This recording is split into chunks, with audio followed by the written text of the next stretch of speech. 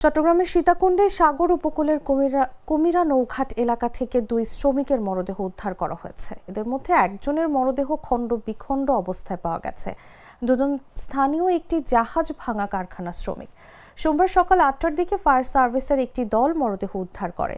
Fire service বলছে, ডাকাতের হামলায় দুজনের মৃত্যু হয়। তবে শিল্প পুলিশের দাবি, কারখানায় নতুন জাহাজ তোলার সময় দুর্ঘটনায় 2 শ্রমিকের প্রাণহানি হয়েছে।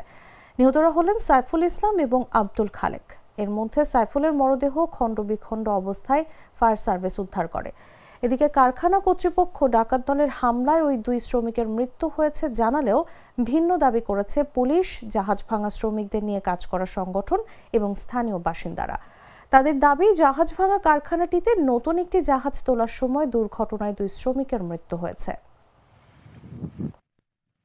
যারা তাড়াইতে গেছে আমাদের নিরাপত্তা প্রহরী, ওনাদেরকে যখন এই যে অস্ত্র দিয়ে ভয় দেখাইছে অথবা গায়ে আঘাত করতেছে, ওনারা যান রক্ষার্থে নিচে ঝাঁপিয়ে পড়ে পানিতে। যারা ঝাঁপিয়ে পড়ে ওইখান থেকে 2জনকে ইয়ার্ডের অন্যান্য যারা নিরাপত্তা প্রহরী আছে ওনারা উদ্ধার করছে। বাকি 2জন নিখোঁজ ছিল।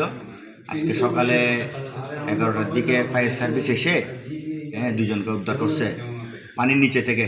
আমাদের প্রতিষ্ঠানের মাল রক্ষা করার দায়িত্ব আমাদের নিরাপত্তা প্রহরীদের, ইয়ার্ডের যারা আছে স্টাফ তাদের। এখন ওনারা গেছে মাল রক্ষা করার জন্য।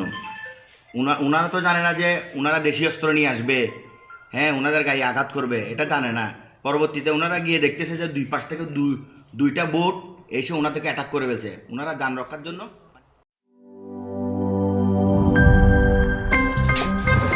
আমার একটা স্মার্ট সিদ্ধান্তে 25% গ্যাসের খরচ কমেছে। ভাবছেন কিভাবে?